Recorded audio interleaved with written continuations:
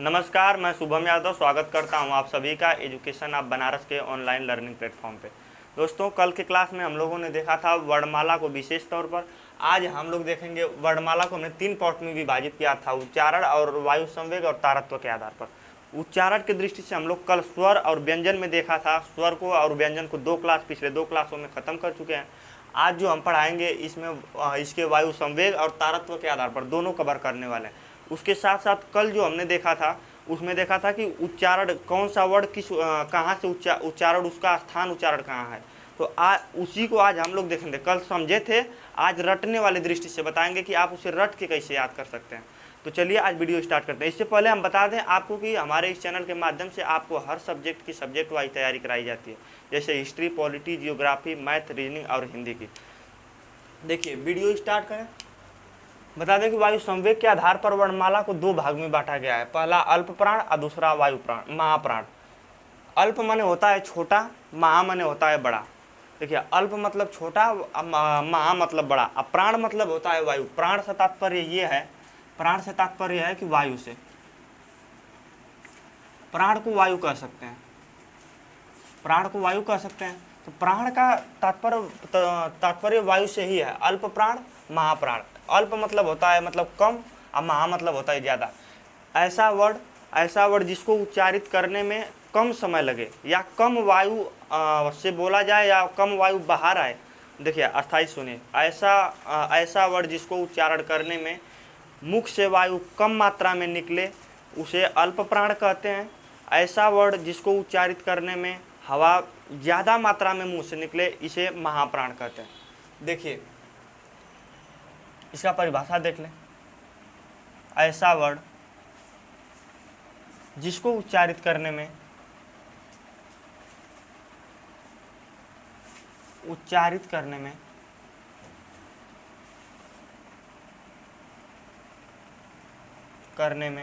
कम समय लगे। क्या लगे? कम समय लगे। कम समय लगे कह दें, या कम वायु निकले। अगर कम वायु निकलेगी तो कम समय लगेगा, ज़्यादा वायु निकलेगी तो ज़्यादा समय लगेगा। देखिए अगर आप बोलते हैं क तो हल्का सा वायु निकलती है और कम समय लगता है। अगर बोलेंगे आप ख तो उसमें ज़्यादा समय लगता है और ज़्यादा वायु बाहर निकलती है। इसलिए कम समय लगता हो उसे अल्प प्राण कहते हैं।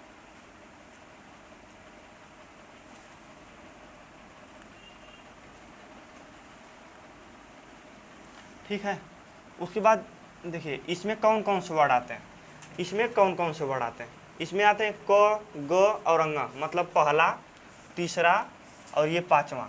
हर वर्ग का पहला, तीसरा और पांचवा वर्ड जो है अल्प प्राण में रखे गए हैं, और दूसरा और चौथा वर्ड जो है महाप्राण में रखे गए हैं। महाप्राण को छोड़िए, पहले अल्प प्राण देखिए। 1, 3, 5 में जैसे क, ग, अंग, च, ज, य, ट, ड, अड़, त, द, न, इसके साथ साथ प, ब और म। इतना जो है 1, 3 हर वर्ग का 1, 3, 5वां वर्ड जो है अल्प प्राण कहलाता है। ठीक है। उसके बाद अंतस्थ व्यंजन। कौन कौन से वर्ड बचे? अंतस्थ व्यंजन बचा, सारे स्वर बचे और जो है ऊष्म व्यंजन बचा। तो अंतस्थ व्यंजन को हम लोग अल्प प्राण में रखते हैं। क्यों? क्योंकि अंतस्थ व्यंजन को भी बोलने में कम समय लगता है या कम वायु बाहर निकलती है। देखिए अंतस्थ व्यंजन में आ जाएगा य, र, ल और व। इतना अंतस्थ व्यंजन में आ गया।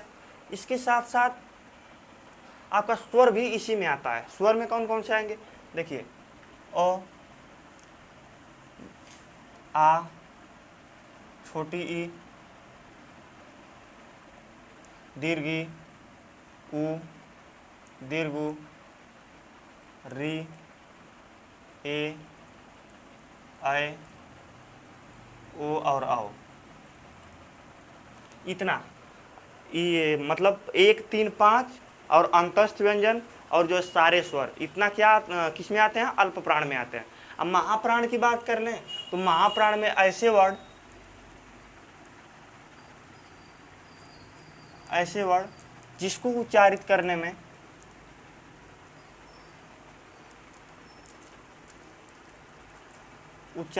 में ज्यादा हवा निकले।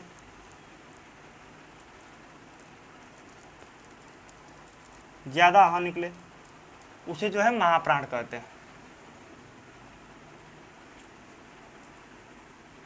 महाप्राण शब्द कहते हैं, महाप्राण वर्ण कहते हैं। अच्छा, उसके बाद इसमें कौन कौन से आते हैं? तो इसमें हर वर्ग का दूसरा और चौथा क्या बचा है? पहले के बाद दूसरा बच गया, तीसरे के बाद चौथा, चौथे के बाद बस ये दूसरा और चौथा, इसमें इसको महाप्राण में रखा गया। ख, घ, छ, झ, थ, ढ, थ, ध, फ और म। देखिए जब इसको आप उच्चारित करेंगे, देखिए क, ख, ग, घ, मतलब क को बोलने में कम समय लग रहा है, ख को बोलने में ज़्यादा समय लग रहा है, ग को बोलने में कम समय लग रहा है, लेकिन घ को बोलने में ज़्यादा वायु बाहर निकल रही है या ज़्यादा समय लग रहा है, इसलिए इसे जो है महाप्राण कहा गया। देखिए इसमें और कौन कौन से आते हैं? तो और इसमें आता है ऊष्म व्यंजन।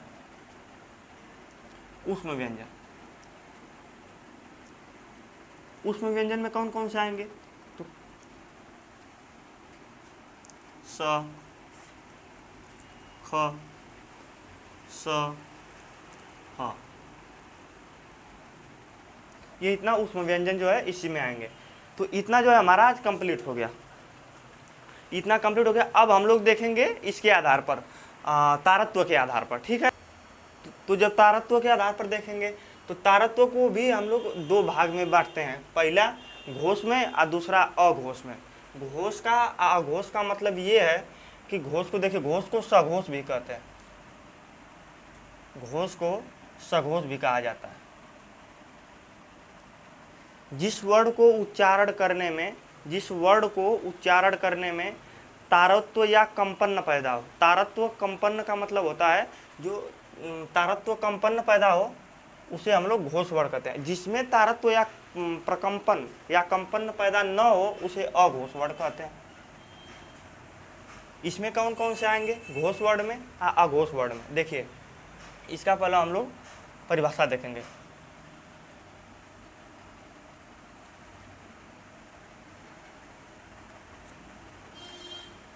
जिस वर्ण को उच्चारण करने में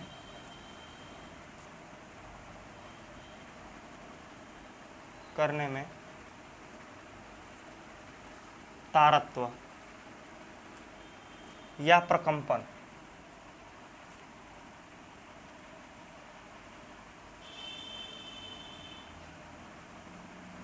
पैदा हो उसे घोष वर्ण कहते हैं, ठीक है। जिसमें तारत्व या कंपन पैदा न हो उसे अघोष वर्ण कहते हैं। यानी कि जिस वर्ण में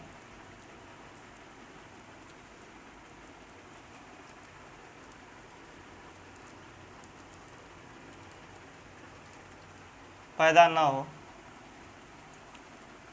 उसे अघोष वर्ण कहते हैं,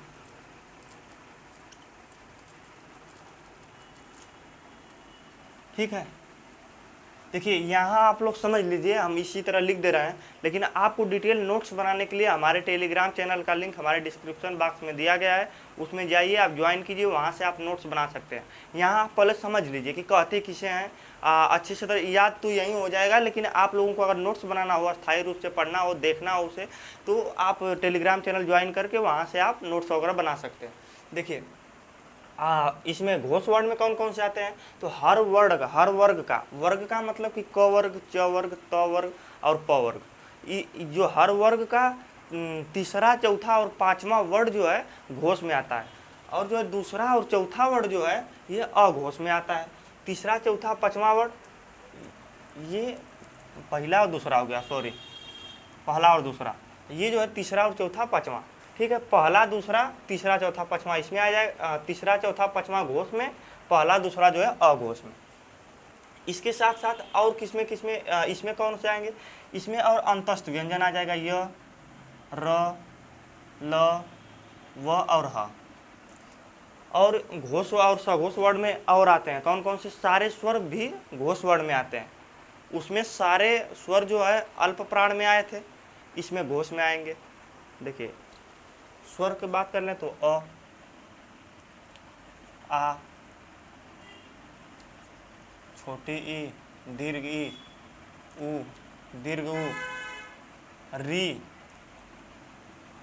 ए, आए, ओ और औ।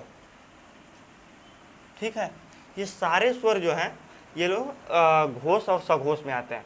जब अघोष की बात करें तो यही अघोष में जो है ऊष्म व्यंजन आता है। लेकिन याद रहे कि ऊष्म व्यंजन में सिर्फ स मतलब तीनों स ह स ह, ह नहीं आएगा। ह इसमें आता है। ह क्यों आता है? क्योंकि ये अपवाद होता है। ये इसको अपवाद में लिखिए आप लोग।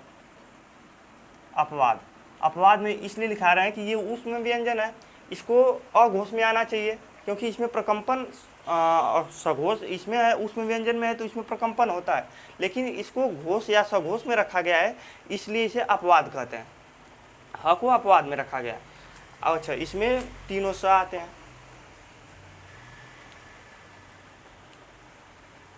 ठीक है, अब हमारा अघोष घोष और अघोष दोनों क्लियर हो गया। फिर से एक बार देख लेते हैं कि घोष और अघोष। घबराइए मत आप लोग। 3 4 5 घोष वर्ड, 1 2 अघोष वर्ड। इसमें जिसमें 1 2 है इसी में जो है ऊष्म व्यंजन स ख स तीनों आ जाएगा। और इसमें 3 4 5 यानी अ आ ई दीर्घ ई ये मतलब 11 हो स्वर जो हैं इसमें आ जाएंगे घोष वर्ड में। तो आज जो है इतना हमारा क्लियर होता है। इसके बाद जो हमारा होगा, अब उसको हम देखेंगे जो वर्ड कहाँ से निकलते हैं उसको रटाने की दृष्टि से देखेंगे। कल जो है याद करने की दृष्टि से देखे थे, अभी काफ़ी समय नहीं हुआ है तो उसको भी हम यहीं इसी क्लास में देख लेते हैं। चलिए, तो अब जब उसको हम याद अथवा करेंगे तो अब उसको लिख लें पहले। देखिए अब इसको हम देखेंगे कि इसको हम क्यों रटवा रहे हैं। इसलिए रटवा रहे हैं क्योंकि इसको जब आप याद कर लेंगे या यदि आपको ये कंठस्थ हो जाएगा तो आपको कहीं भी कोई भी उच्चारण स्थान में दिक्कत नहीं होने वाली। आपको तो पिछले क्लास में हम समझा दिए कि कौन कहाँ से उच्चारित होता है। अगर आप समझ गए होंगे तब तो ठीक है। अगर आप रटना चाहते हैं, अगर आप रट के याद करना चाहते हैं, इसको रटना भी नहीं है, इसको अगर आप समझेंगे तो भी आपको समझ सकते हैं, समझ भी सकते हैं इसको। अगर लेकिन आपको थोड़ा सा रटना पड़ेगा क्योंकि ये संस्कृत का शब्द है, इसलिए आपको रटना पड़ेगा। इसको आइए समझते हैं। देखिए, इसमें कह रहा है कि अकु अविसर्जनीय नाम कंठ। अकु अविसर्जनीय नाम कंठ अ आता है और उसके बाद कु का मतलब आता है क वर्ग का पूरा वर्ग, मतलब क ख ग घ और अंग तक। इसके बाद ह आता है।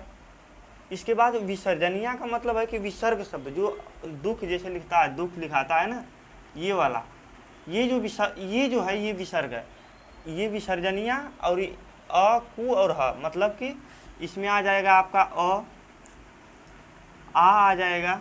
इसके बाद क वर्ग का मतलब कि क ख ग, इसके बाद घ, इसके बाद अंग।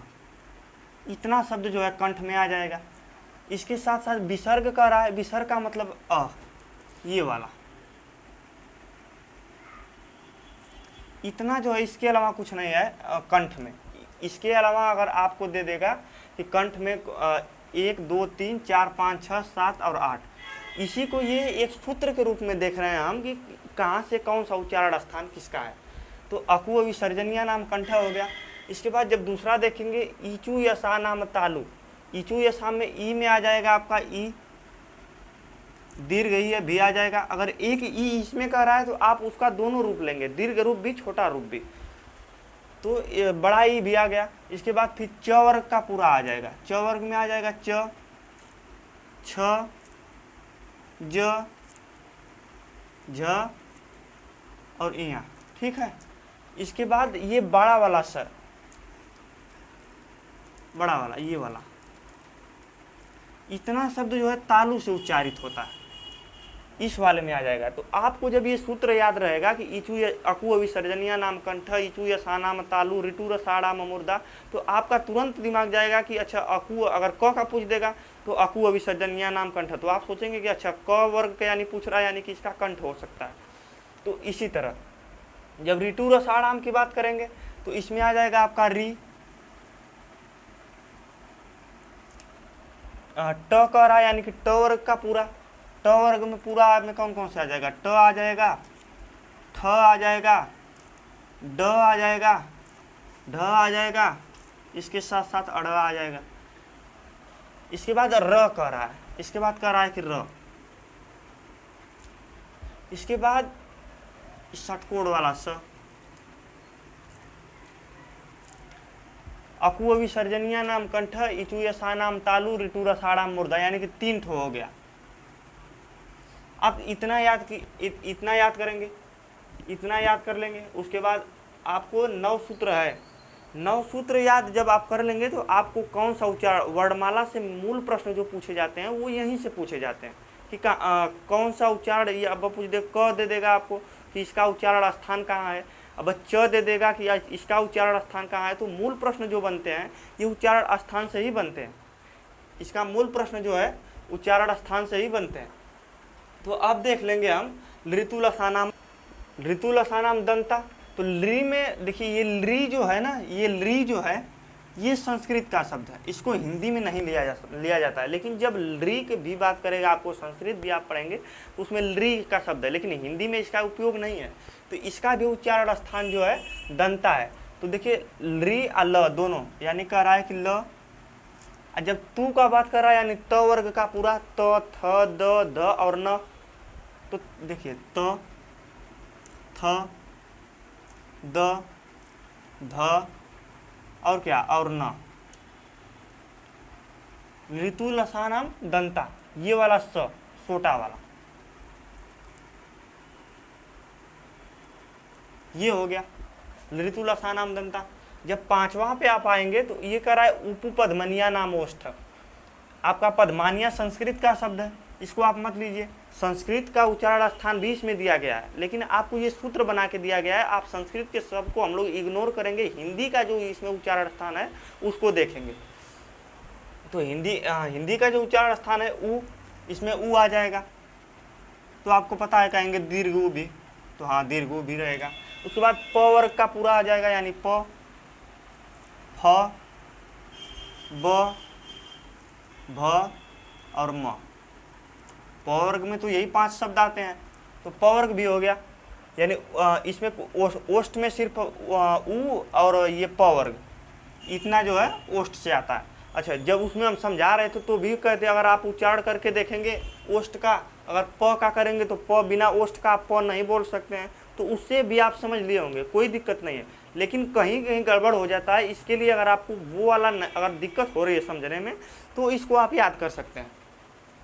इसके बाद वकारस्य दंतोष्ठ, वकारस्य में आ जाएगा सिर्फ आपका व जो है, इसको देखिए इसी में आदमी कंफ्यूज होता है। व तो अगर आप बोल के देखेंगे कि व, तो आप कहेंगे कि ओष्ठ से, लेकिन ये ओष्ठ से नहीं बोला जा रहा है, इसमें दंत का भी सहायता लिया जा रहा है। दंत, बिना दंत और ओष्ठ के आप व नहीं बोल सकते हैं। तो जब व आप बोलेंगे तो इसमें दंत और ओष्ठ दोनों का जो है, दोनों का मेल है, इसमें दंत और ओष्ठ दोनों से बोला जा रहा है, इसलिए इसे दंतोष्ठम कहेंगे। इसमें सिर्फ व आएगा। फिर ओदयतो कंठोष्टम, ओदयतो कंठोष्टम का मतलब कि इसमें आ जाएगा आपका उ, इसके बाद आएगा औ, इसका बड़ा रूप, इसके बाद आपका आ जाएगा, बस यही है इसमें ओ और बड़ा ओ। कंठोष्टम में आपका 2 शब्द, दंतोष्टम में 1 शब्द, एक वर्ड है, इसमें 2 वर्ड। इसके बाद जब ए दयतो की बात करेंगे तो इसमें आ जाएगा बस ए और बड़ा ए। इसके बाद ये वाला जो नासिका वाला बात है, तो हम आपको उसमें बताए थे कि हर वर्ग का, यानी कि क वर्ग, च वर्ग, त वर्ग और प वर्ग, जो हर वर्ग का लास्ट वाला जो होता है उसमें पूरा शब्द जो है नाक से निकलता है। जैसे अंग बोलेंगे, य बोलेंगे, ड़ बोलेंगे, तो ये जो ये नाक से निकलता है, इसलिए इसे नासिका कहा जाता है। तो आप वहीं से इसको याद कर सकते हैं। यहाँ थोड़ा बोलने में आपको दिक्कत होगी, याद करने में अगर इतना आप याद करेंगे तो ये थोड़ा दिक्कत करता है याद करने में, लेकिन तो भी आप समझ सकते हैं कि लास्ट वाला जो वर्ड है वो नाक से बोला जाता है। यदि आपको ऑप्शन में, अगर यहाँ देखिए एक कन्फ्यूजन वाली बात ये है कि यदि आपसे पूछ देगा कि अंग का उच्चारण स्थान कहाँ है, क्या है इसका उच्चारण स्थान क्या है, आपको अगर ऑप्शन में दे देगा, मान लीजिए यहाँ भी तो क वर्ग है, क वर्ग में तो क ख ग घ और अंग आता है, वहाँ यहाँ पर भी अंग आ रहा है। यहाँ अगर आपको ऑप्शन में अगर ऑप्शन में तो एक ही देता है, या तो नासिका देता है या तो कंठ देता है, तो आपके पहला ऑप्शन में दे देगा नासिका और दूसरा में दे देगा जो कंठ दे देगा, तीसरा में मान लीजिए मुर्दा दे दिया और चौथा में तालु दे दिया। ठीक है, तो आप मारेंगे कौन से, प्रश्न यही है। इसमें से आप कौन से मारेंगे? प्रश्न, तो फिर आपको मारना कौन से है इसमें? तो अंगा का जो आपको नासिका ही मारेंगे। क्यों? क्योंकि इसका एक वर्ग दिया गया है, इसका एक अलग रूप रखा गया है। अगर आपको कंठ भी दे रहा है ना तो कोई दिक्कत नहीं है, आप नासिका पर ही मारेंगे। यदि आपको नासिका नहीं देगा तब आप कंठ पे जाइएगा, ठीक है। तो आप वैल्यू जो है इसी को देंगे, नासिका को देंगे।